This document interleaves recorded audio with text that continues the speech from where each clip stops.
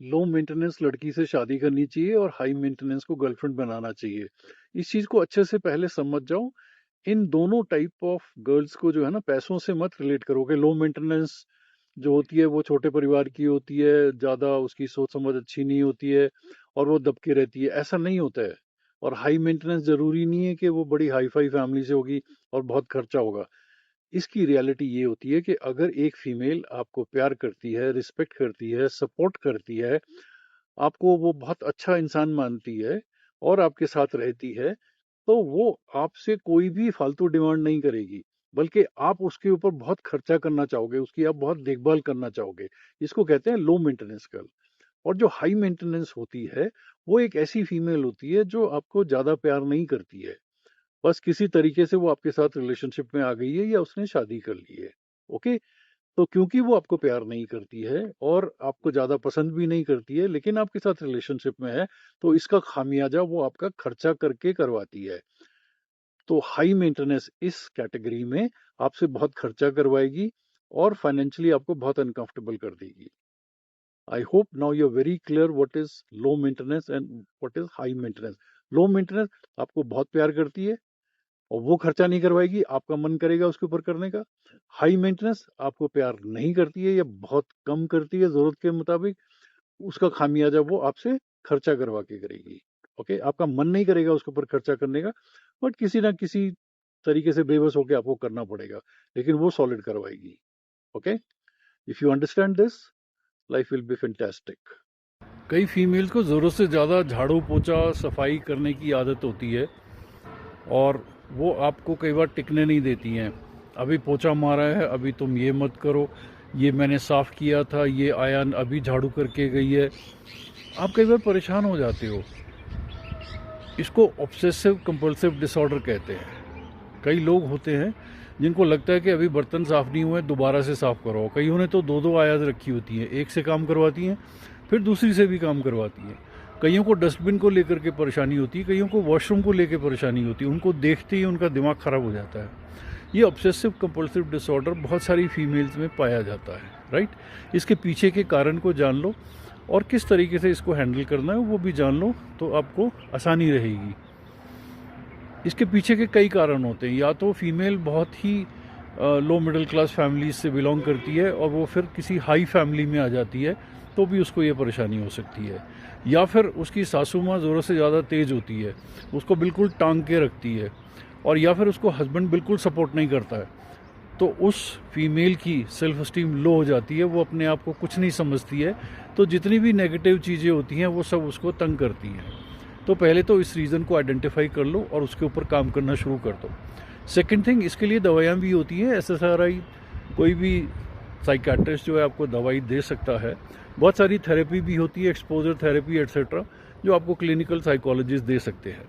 मेरा इस बारे में ये कहना है कि जब तक किसी इंसान की सेल्फ स्टीम को आप ऊपर नहीं करोगे, उसको अपलिफ्ट नहीं करोगे, तो ये रिलैप्स होने के चांसेस बहुत ज़्यादा होते हैं।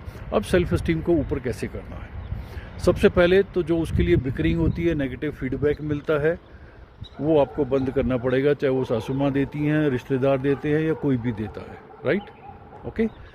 इसके बाद में फिर उसको कोई ना कोई स्किल सिखाया जाए। आप उसको ड्राइविंग सिखा दो, आप उसको गेनफुली कहीं एम्प्लॉय कर दो, ताकि वो सारा दिन घर के ही कामों में ना रहे, कुछ ना कुछ घर से बाहर जाए। क्योंकि जब वो घर से बाहर जाएगी तब ये चीज़ें नहीं होंगी। ये सिर्फ एक पर्टिकुलर एरिया में ही होती हैं। तो कई केसेस में तो हम उनको चेंज ऑफ लोकेशन भी बोलते हैं कि आप घर चेंज कर लो। ओके। तो सेल्फ स्टीम को जितना आप अपनी पार्टनर की हाई कर दोगे, उसकी ये वाली आदत छूट जाएगी। उसमें आप स्किल सिखा सकते हो, उसको एक पॉजिटिव एनवायरनमेंट दे सकते हो, उसको आप ट्रैवल करवा सकते हो, उसको गेनफुली एम्प्लॉय करवा सकते हो, उसको कोई अगर डांस में अच्छी है, किसी चीज़ में अच्छी है, तो स्टेज पे शो करवा सकते हो, ताकि लोग उसके लिए अपलॉड करें। और घर में जो है क्रिटिसिज्म को आपको बंद करना पड़ेगा। सबसे बड़ी और सबसे ज़्यादा इम्पॉर्टेंट बात यह है कि फ़िज़िकल एक्टिविटी, उसकी बॉडी में मैक्सिमम टाइम कॉर्टिसोल रिलीज़ होते हैं, बिकॉज वो हर चीज़ को नेगेटिव लेती है। ओके। तो आपको एंडोर्फिन रिलीज़ करवाने, एंडोर्फिन रिलीज़ करवाने का बेस्ट तरीका रहता है हिट द जिम। 2-3 घंटे या तो जिम में रहे या फ्री एंड एक्सरसाइज करे। मैंने बहुत सारी फीमेल्स को मैराथन रनिंग में डाल दिया था और इस सिचुएशन से वो बहुत दूर जा चुकी है।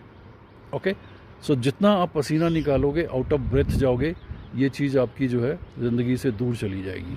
Obsessive compulsive disorder is repairable, you can get out of it, just